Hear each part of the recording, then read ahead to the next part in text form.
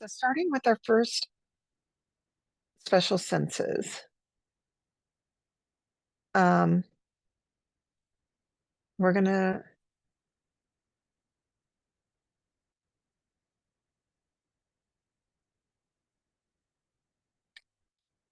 our first special sense is the eye.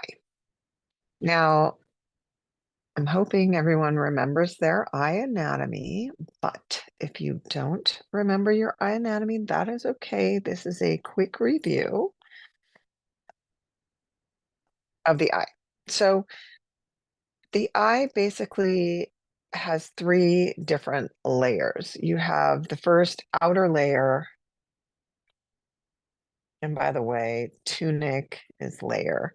You're going to have the fibrous layer. That is going to be your sclera, the whites of your eye, and it includes the cornea as well. So really, the sclera is this outer green part of the eye, and it's going to include the translucent portion called the cornea,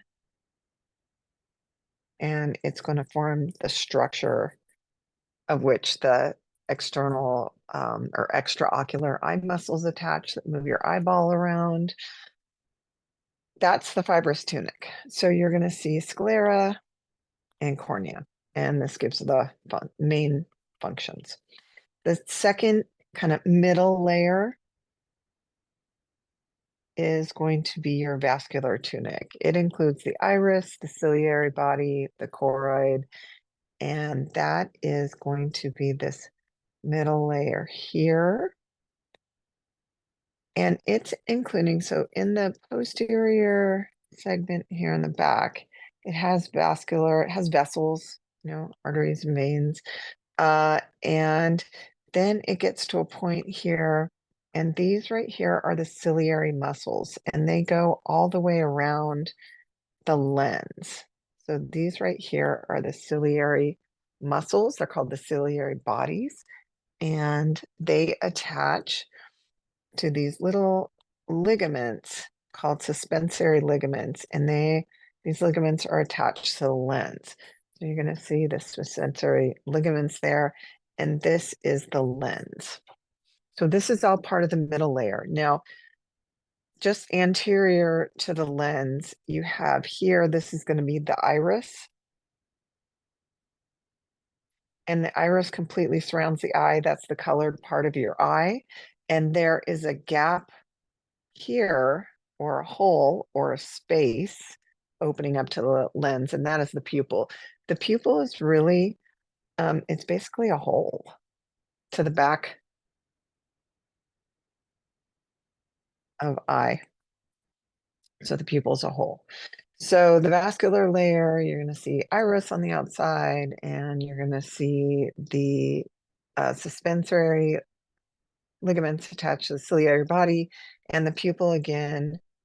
This is just a hole, and the hole can get smaller and it can get bigger, right? So dilation is where the hole gets bigger. It increases, whoops, that's a really bad arrow, increases in size.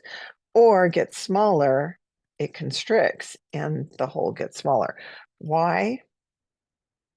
To vary the amount of light waves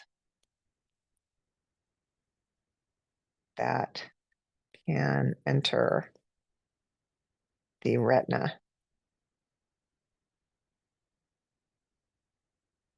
So the pupil is really a hole, and these pupillary dilators that make it the pupil bigger, a bigger hole, or constrictors that make it a smaller hole, are controlled by the autonomic nervous system. So you may, we're going to talk about that in chapter 11. We'll talk about this in chapter 11. And your pupils constrict and dilate because they are smooth muscle, and they are called your intrinsic eye muscles. The extrinsic eye muscles that move your eyeballs right, left, up, down, those are skeletal muscles. That's part of the somatic nervous system. But these pupillary dilators and constrictors are autonomic.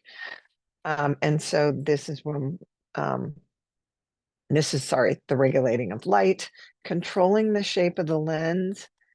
This is due to the ciliary body and the suspensory ligaments. We'll talk about that. The last thing is the inner neural tunic, the innermost layer, and that has the photoreceptors that respond to light waves. These are your cones and rods and the supporting cells and the bipolar cells and the ganglion cells that have the axons that form your optic nerve. And these photoreceptors are embedded in this pigmented, retinal pigmented epithelium that just is in the way back, and it absorbs stray light waves.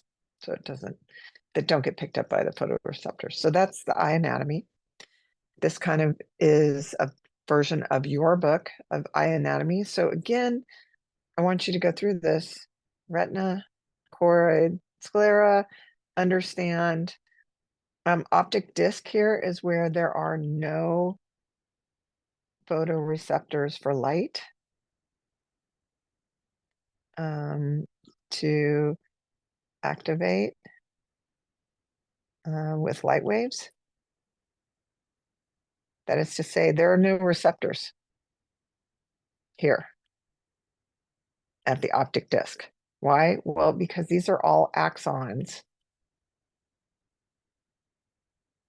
and it forms cranial nerve 2, which is your optic nerve.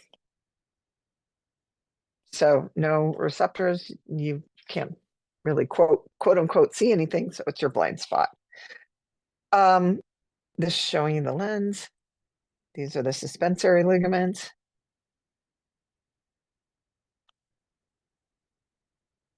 And this right here is the ciliary body. And so that ciliary body is going to control the shape of the lens. So controls shape of lens. And this is important because the shape of the lens really determines how bent these light waves coming in through the pupil get. And what we want are those light waves to be able to focus on the fovea. So light waves are coming in from different angles off an object. Those light waves have to go through the pupil. So these are all light waves. They go through the pupil, and the lens is going to bend these light waves. The rounder the lens, the more they bend. The flatter the lens, the less they bend. And so the goal is to bend those light waves so they all will hit the fovea no matter what direction, because the fovea is where there's 100% cones for sharp color vision. So going through the anatomy is really important because I'm going to be using all these terms and I want you to be able to follow along. So if you want to review anatomy of the eye, the ear, chapter 18 on the anatomy playlist on YouTube has it. So on YouTube, there's anatomy review. The nervous system will be chapter 13, 14, 16, and 18. So you can refer to those. This is just showing you, basically the optic disc is the blind spot. So that is where it becomes the cranial nerve 2, the optic nerve. The blind spot, we're going to be doing this in our sensory lab. And so you can do this. It tells you cover your right eye, look with your left, bring the book, well, in this case, the computer closer until you no longer see the plus sign. This is due to the fact that the light waves that are hitting the plus sign and bouncing back through your pupil get kind of bent to your lens.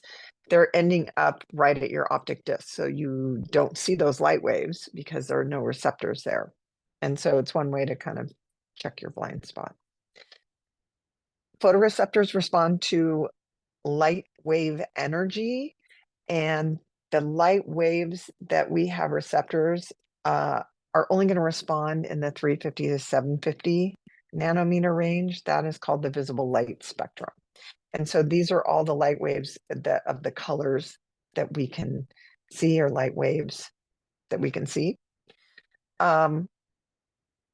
The nature and behavior of light waves is that they reflect off objects. So there is something called reflection. These are the light waves reflecting off an object and bouncing back towards or into our eye. The cornea is the first surface that refracts or bends the light.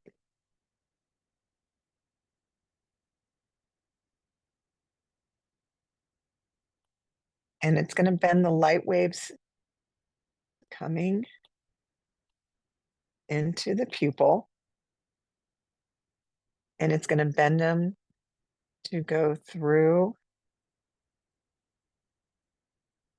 the pupil.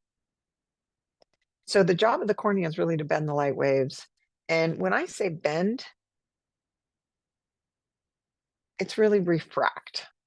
Refract means bend. So refraction means bending. Light waves bend as they pass through one medium to another. And so the cornea is one medium. The degree of refraction or bending depends on three factors. Density. So liquids have a different density than air.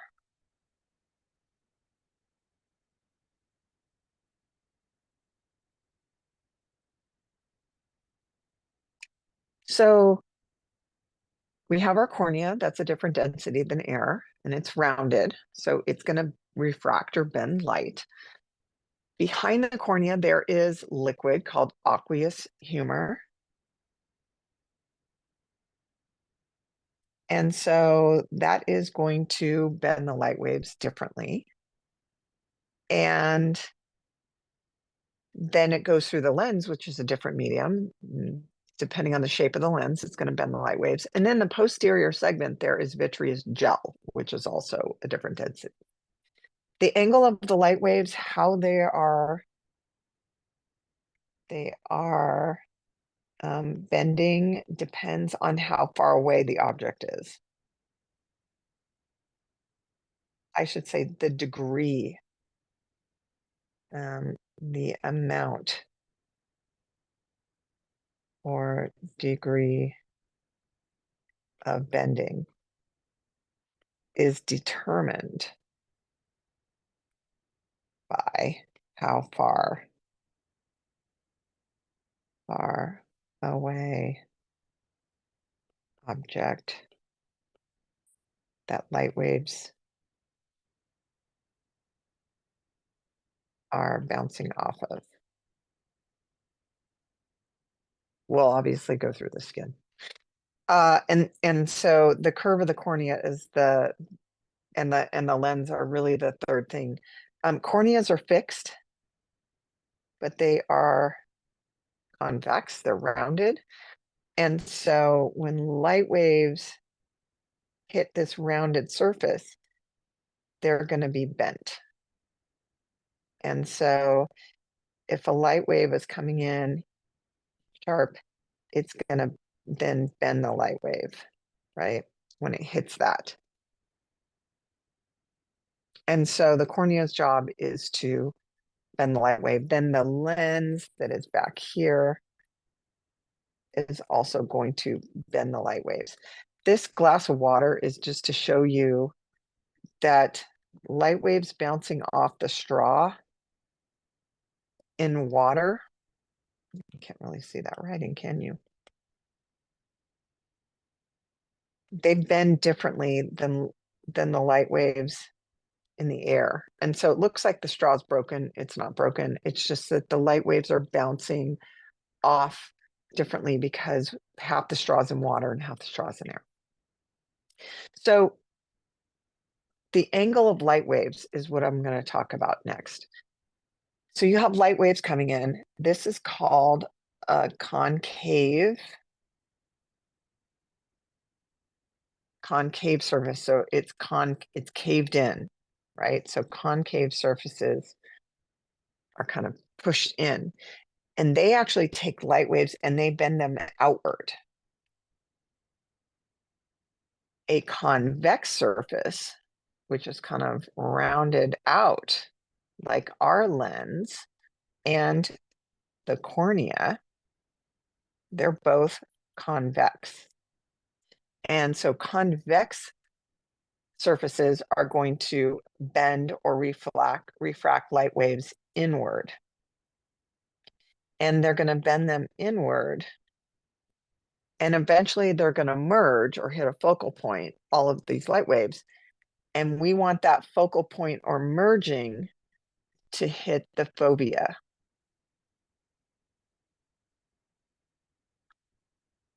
And so convex lenses cause the once parallel light waves to bend and converge at a single point. That's called the focal point.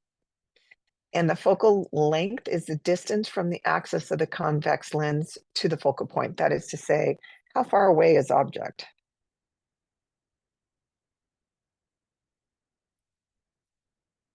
And this matters for your lens. Because if an object is really far away, those light waves are basically coming in just straight for long distances, and your lens doesn't need to bend them very much. But if their light waves are bouncing out of an object right in front of your face, the lens really has to bend those light waves because they're not coming in parallel. They're really coming in at an angle. And so they have to be re-angled sharply. And so the lens has to get rounder to bend the light waves more when an object is really close to your eyes. So that's like reading up close. Your ciliary muscles really have to contract and relax the suspensory ligaments on the lens to let the lens get round so you can bend the light waves more since the object is really close to your face, like a book. That's why your eyes get tired. You're using those ciliary muscles for long periods of time. If your eyes are relaxed, the ciliary body's relaxed, and those suspensory ligaments are pulling the lens into a flatter shape. And so that's set up for distance. You don't need to bend the light waves very much. The reason this stop sign is backwards and upside down is remember, light waves are bouncing off the object, and then that's a bounce off, and then the light waves are coming back at us. So the light waves up here are coming here. The cornea, you can see, bends them a little bit. I'll make it red. So they get bent a little bit. They go through the lens and they get bent a little bit more, and they kind of focus down here. Whereas these here are coming in, get bent, and then bent again. And so the light waves coming from the bottom are actually ending up higher up, and the ones from higher up are ending up at the bottom. So it's not like your eye sees a stop sign. It's just that's where those light waves are hitting those specific photoreceptors in the retina. All right. The concept of accommodation is talking about the lens. So accommodation is changing the shape of the lens to enable the eye to bend the light waves appropriate to hit the fovea of the retina. So accommodation means the ciliary body is going to contract and relax the suspensory ligaments and allow the eye from going from a more flat lens to a rounder lens. So this is accommodation. And so this is for close up vision. And this is for far away vision. And this is in a normal eye with no vision problems. So what happens? What's the mechanism? Well, this is under parasympathetic control. This is the autonomic nervous system. We have fight or flight. And we have rest and digest. This is going to be parasympathetic. And so this makes us rest and digest. What are we doing? We're reading, we're focusing on tasks, right? We're not exercising, we're not running. That would be fight or flight. This would be sympathetic. So parasympathetic is controlling the shape of the lens. And how does it do it? How does it control the shape of the lens? Via the ciliary muscles.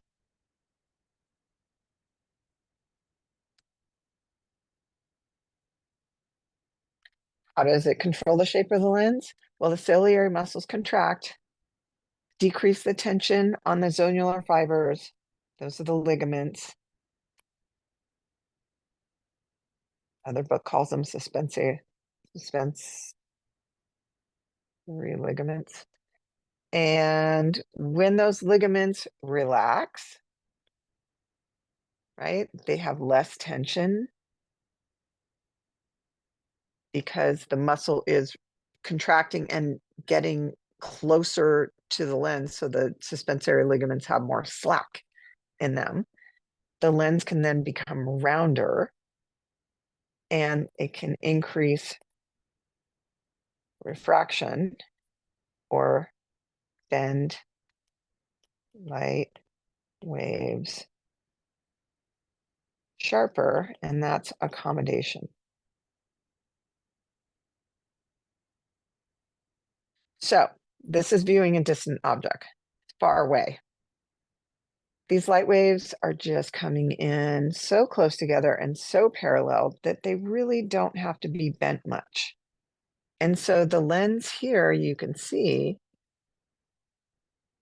is relaxed and it's more oblong shape.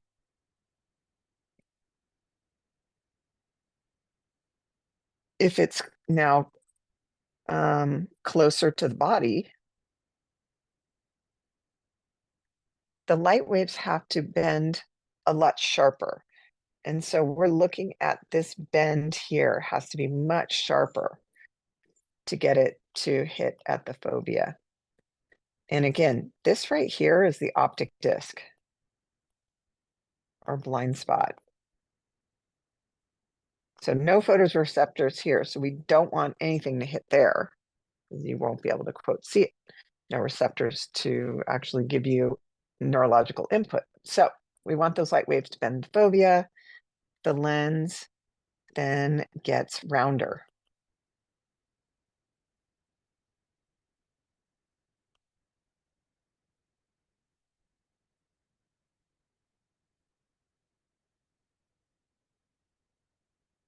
At a sharper angle. And so when viewing a near object, our lens has to accommodate or get rounder. This what, you know, when we age, our lens keeps adding layers and gets hard and less opaque. And so the lens can't go from being a flat relax to a round very well. And so your close-up vision gets worse and worse as you age. You might have seen your parents or grandparents wearing reader glasses. It happens to everyone. It's called presbyopia. It's just the lens isn't malleable enough. It's not supple enough to bend into a round shape anymore. It just doesn't get that round anymore. And so you have to use glasses to help bend the light waves more so you can actually focus those light waves on your fovea so things look sharp and you can see colors and it's not blurry. So mechanism for accommodation. This is for far vision objects, relaxed lens. Ciliary muscles relaxed, and so the suspensory ligaments are going to be tight. And so they're pulling this way, right? So they go all the way around. By the way, the ciliary body goes all the way around the lens. And so the lens is just chilling. And so there's no stimulation. And this is how we just are relaxed eyes for looking far away. When you need to see something up close, we need to accommodate, right? So lens needs to get rounder. So this is the lens. And so what happens is these muscles contract, and they contract inward. And when the ciliary muscles, ciliary body muscles contract inward, the ligaments relaxed get slack, right? And so now there's all this room in here. And so the lens now can get rounder.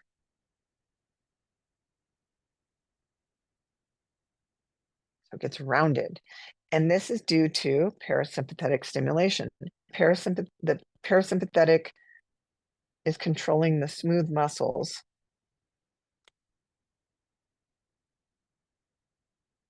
of the ciliary body. And so it's contracting them. This is the mechanism of accommodation.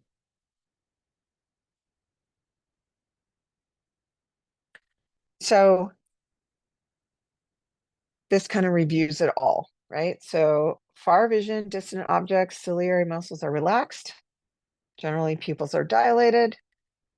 No accommodation needed.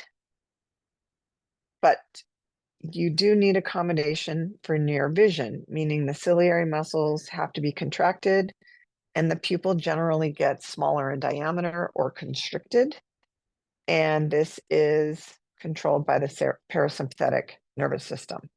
Parasympathetic nervous system is going to constrict the pupil and contract the ciliary muscles, and that will round your lens.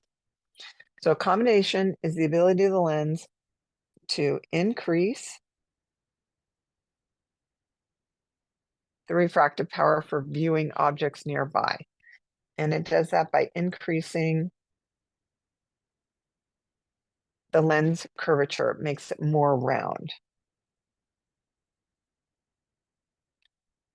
And so the eye, that's supposed to be an exclamation point, the eye can focus on nearby objects. So mechanism, lens is elastic and under control of the parasympathetic nervous system. Ciliary muscles contract, decrease the tension. It's going to be a down arrow here in the suspensory ligaments. And the lens is going to become rounder, and you're increasing the refractive power or ability to bend light waves coming into eye. So again, distance, light waves, if you look at these light waves, they're almost not bending at all.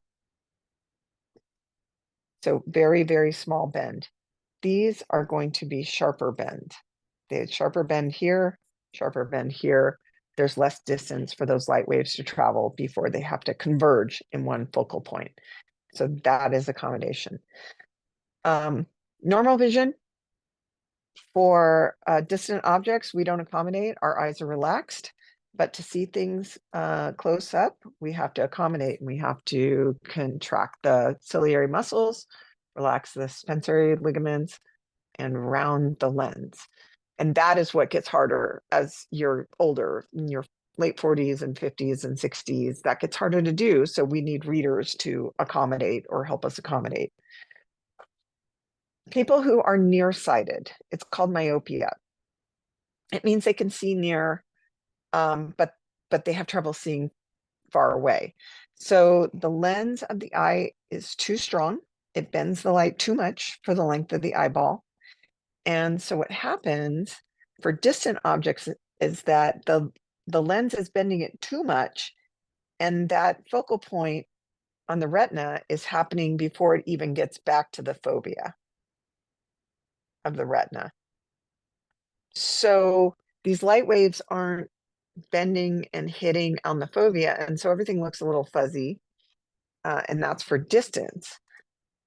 Up close, it's great because the lens bends so much just normally that there's no accommodation needed in someone with myopia to see close up.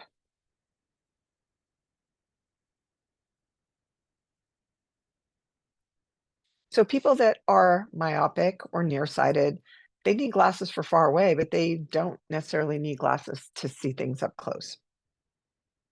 But if you're going to correct that um, ability to see far away, you're going to use concave lenses because it spreads the light waves out, and so it's going to decrease the refractive power.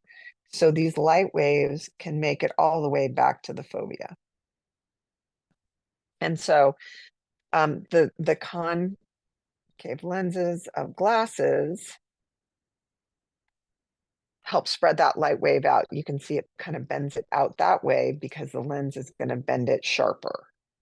Then when you're looking up close, your eye has to naturally accommodate just like someone with normal vision. So people who are nearsighted or myopia wear glasses all the time. It helps them see far away, and then their natural ability to accommodate helps them see up close even with those glasses on. So that's why with myopia, you can't see far away objects when the lens is relaxed because the shape of the lens and the length of the eye is such that it accommodates or bends, I should say refracts or bends, hitting a focal point, but it's before the retina. You can see near objects because you have the ability to refract so much that the focal point hits the retina when things are up close because it's already overbending.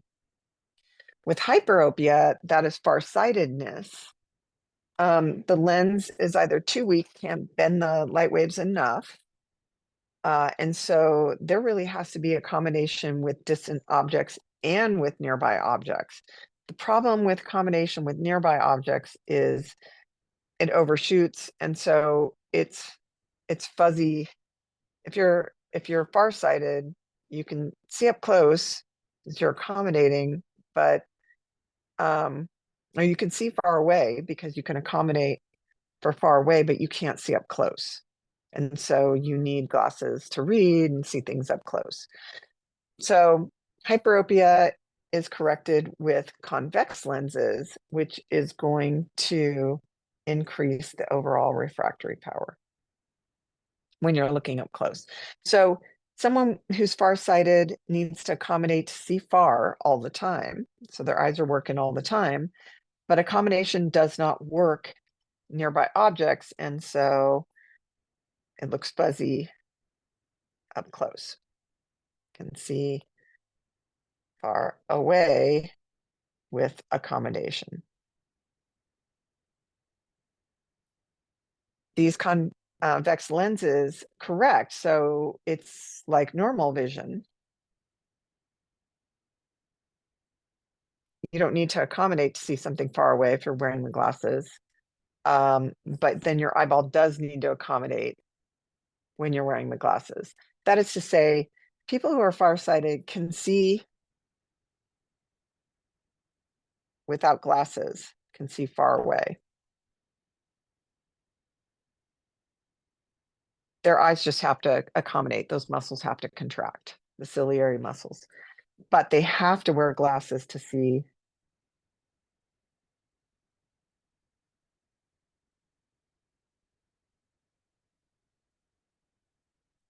And so again, hyperopia can see far away when lenses are contracting or accommodating.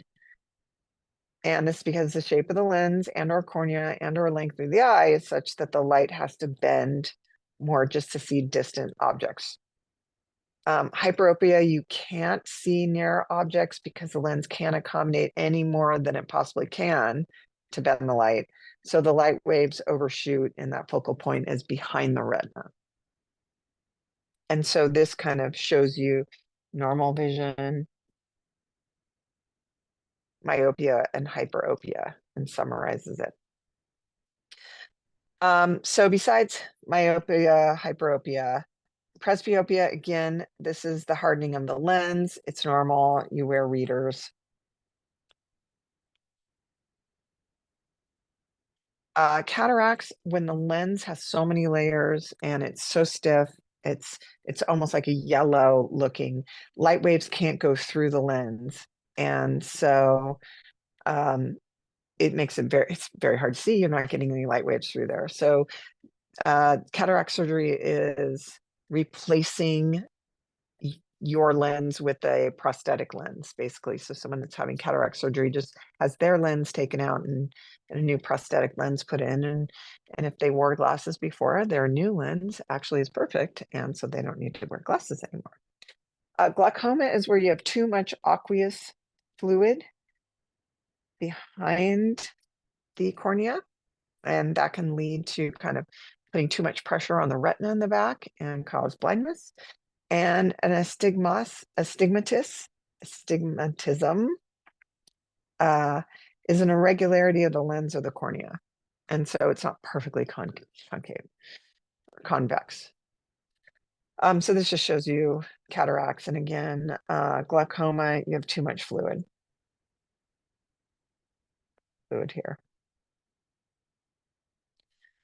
The retinal layer, this is the part of the lens that actually is taking light wave energy and making it into action potential energy to get sent into your brain. The retinal layer has a retinal pigmented epithelium, or RPE, and embedded in this retinal pigmented epithelium are the photoreceptors.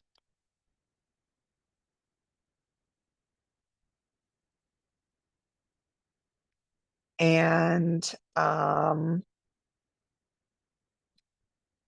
this retinal pigmented epithelium separates the neural retina from the choroid, right? So this is innermost.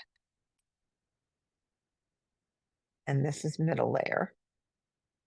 So it's between the innermost layer and the middle layer. It absorbs stray light waves that the photoreceptors do not pick up. It also nourishes those photoreceptors and takes away the waste. Remember, the photoreceptors are embedded in this retinal pigmented epithelium. And what a detached retina is, it's when the retina actually detaches from this pigmented layer. So it's detached from the RPE. And so there's loss of nourishment of these photoreceptors, and those photoreceptors can die off. That's why it leads to blindness or detached retina. The pigmented layer, again, so if the pupil is here and the lens is here and the light waves are coming in here, you can see that these light waves are going all the way here.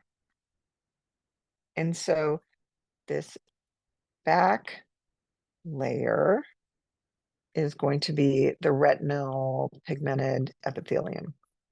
And then again, this is the sclera.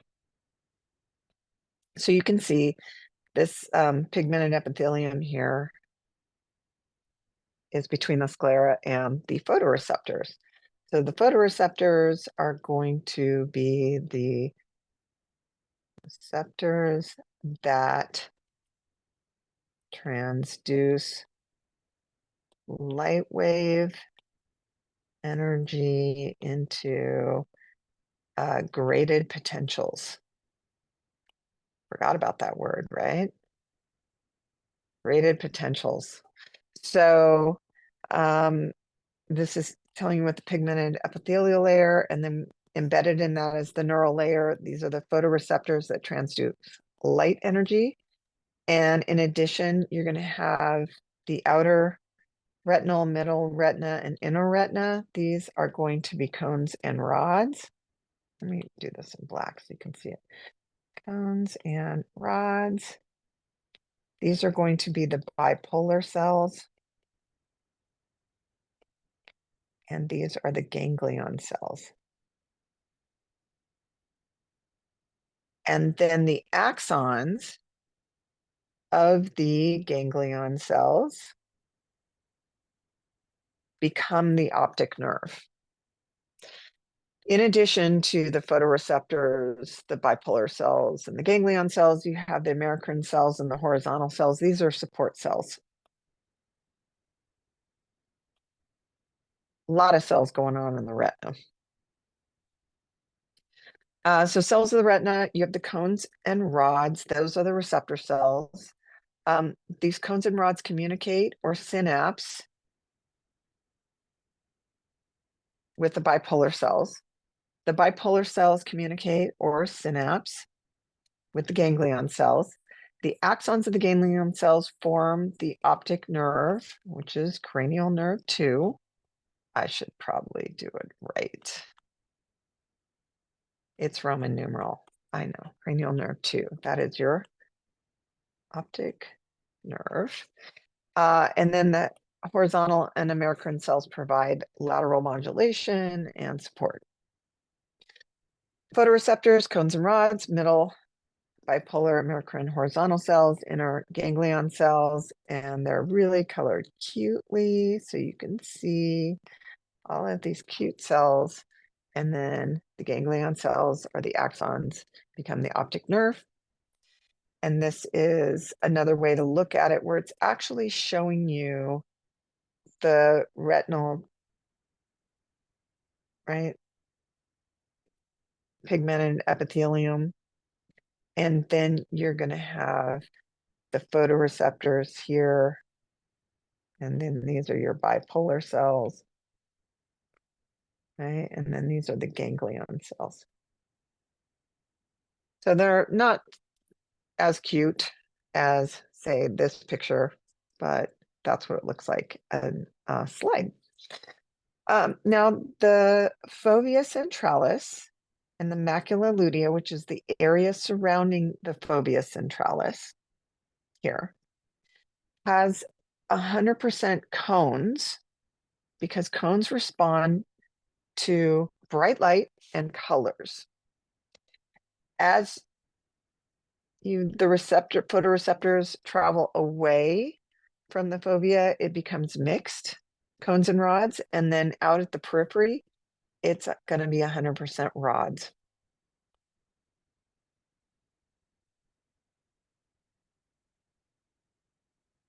So your sharp color vision is the fovea. The area surrounding the fovea is called the macula lutea. And so macular degeneration is really the cones starting to die off, and they're responsible for sharp color vision. Rods, this is giving you the characteristics, type of vision. Rods only see black, white, and shades of gray. Cones can see the colors. We can only use cones in bright light. If it's dim or dark, we don't see color. We see shades of gray because we're using our rods. Rods are very sensitive, so you don't have to have much light wave or many light waves coming in. Cones are not sensitive, so they have to have bright light, meaning they have to have a lot of hot, intense light waves coming in. Many more rods than cones, but your visual acuity is really low, meaning you can't see things very sharply or see with color. And they're concentrated as you get away from the fovea centralis to the periphery. Cones in the fovea. And then when it says degree of convergence on bipolar cells, high meaning those little light waves hitting any rods are going to activate a bipolar cell, but it's not going to be one for one. So again, you're not going to be able to really distinguish what that light wave is coming from. So that's why it's nondescript, kind of black and white shapes of objects. Cones and rods both have what are called discs. They have a nucleus, and then they have synaptic vessels at the synaptic terminal. This is showing you the retinal pigmented epithelium here, and you have the cones and rods embedded in there because remember the RPE kind of nourishes it. and they are going to then synapse on the bipolar cells. Rods,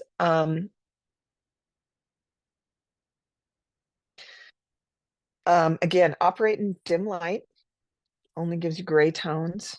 Indistinct, fuzzy, non-colored peripheral vision, best suited for night and from the side. That's why you can't necessarily tell, like if you have several animals at night, you can't tell one from the other if you're used to, distinguishing them based on color, because they all can kind of look the same color. Or I don't know, shopping at, say, Hollister or Abercrombie, it's so freaking dark in there that you can't tell pink from red. Darkness, you can't see color, so you're not quite sure what color you're buying. Versus cones, found mostly in the macula lutea, with the fovea centralis being in the center of the macula lutea, 100% cones. So you need bright light to activate those, but if you do have bright light, you get high acuity, meaning you really can see what you're looking at in color high definition. This is showing in the component of rods, you have these discs,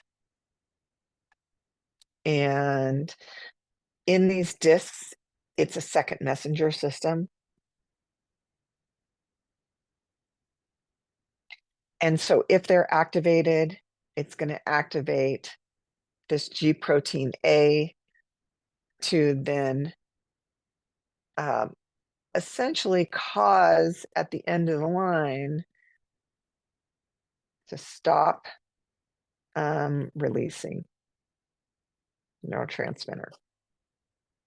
So signal transmission in the retina. So photoreceptors and bipolar cells only generate graded potentials. When light waves hit them or hyperpolarize the photoreceptors, it causes them to stop releasing an inhibitory neurotransmitter. And in this case, that inhibitory neurotransmitter is glutamate.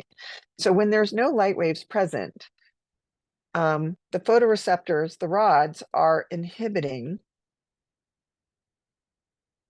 the bipolar cells. And when it inhibits the bipolar cells, they can't form graded potentials, and the ganglion cells can't form action potentials. But when light waves hit the photoreceptors, it's going to cause basically voltage-gated calcium channels in the synaptic terminal to close. No calcium coming in, no neurotransmitter is released. And with this lack of inhibitory neurotransmitter, the bipolar cells can now start to form graded potentials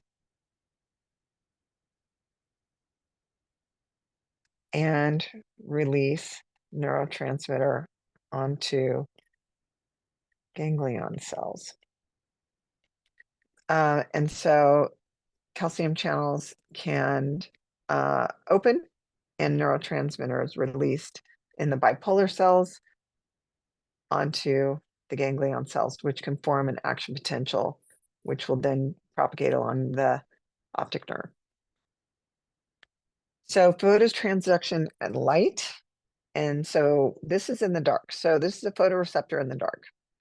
It's dark out. Cyclical GMP levels are high. So sodium channels are open. Sodium enters the cell, causing depolarization that spreads from the outer segment.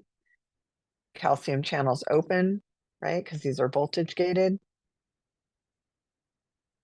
And there's voltage coming down. And neurotransmitters being released. But it's an inhibitory neurotransmitter. So this is inhibiting bipolar cells. But when light hits it, light's hitting this rhodopsin. It's releasing its second messenger, G protein, and that then is going to activate this phosphodiesterase cyclical GMP levels in the cytosol decrease, so sodium channels close. With sodium channels closing, potassium still leaving, the cell hyperpolarizes, and so calcium channels close because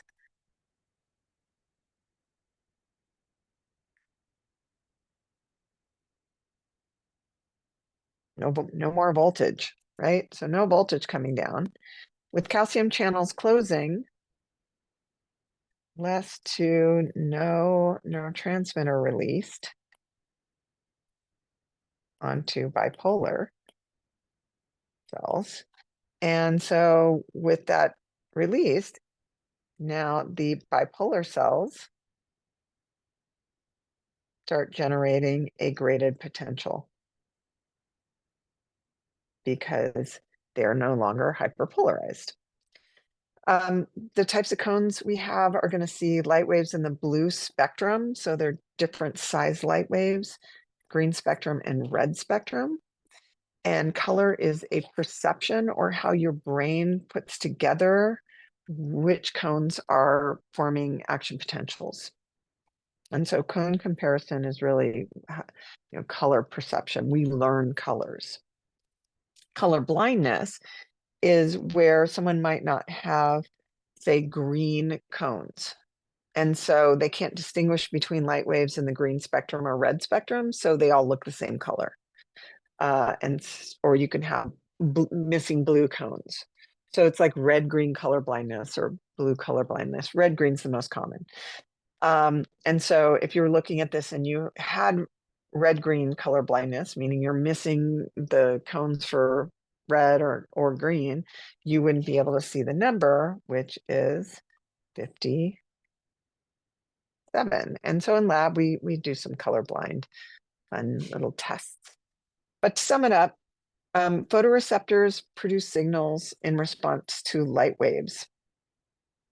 And when you have light waves, right? So this is the pathway of light waves coming in.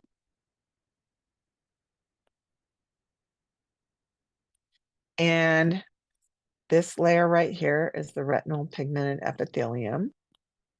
And then you have let me move this, the photoreceptors here, right? The cones and rods. And so when light waves hit them, they're going to stop inhibiting the bipolar cells, which can excite and create graded potentials onto the ganglion cells.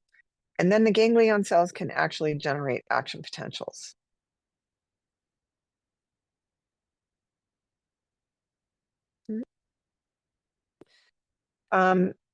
Ganglion cells, neurons are the axons that become the optic nerve. The optic disc is where there are no photoreceptors.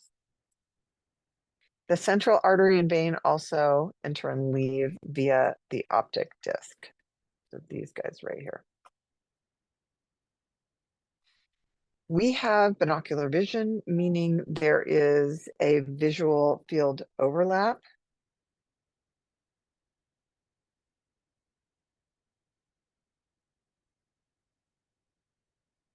So we're having light waves bounce off an object on your right and on your left. And so your eyes are getting these light waves and there's going to be this overlap. So we can piece together the right side of the light waves bouncing on the object, the left side, the middle, and we can see things in 3 dimensions because of this overlap. Panoramic vision would be like, I'm a terrible artist, but say this is a cow, right? Here's its eye here on that side, eye that side. This eye can kind of see from here to there. That eye can see from there to there. There's no visual overlap, but they can see a lot more behind them or off to the side than we can. It's great if you're like, I don't know, if you're a lizard and you don't want to be eaten by a bird coming up behind you, panoramic is great because you can see more from what's behind you. But Binocular is good if you need to see in 3 dimensions and catch a rope in midair. So neural pathway for vision, you have photoreceptors. They're going to stop inhibiting bipolar cells, which can generate graded potentials onto ganglion cells, which can generate action potentials onto, and the ganglion cells can produce action potentials that go out the optic nerve and become out the optic disc. Then you have optic tracts. It's going to synapse in the thalamus, lateral geniculate nuclei, and from the thalamus, you have optic radiation fibers that take it back to the primary visual cortex in the occipital lobe. Depth perception, how far away in 3 dimensions is due to this binocular vision. You have 2 perspectives of the visual field from each eye, and then there's crossover, so both eyes can view the same object from slightly different angles, and it gives you depth perception or 3D vision. Okay, that's it for eye. Stay tuned for ear and taste and smell.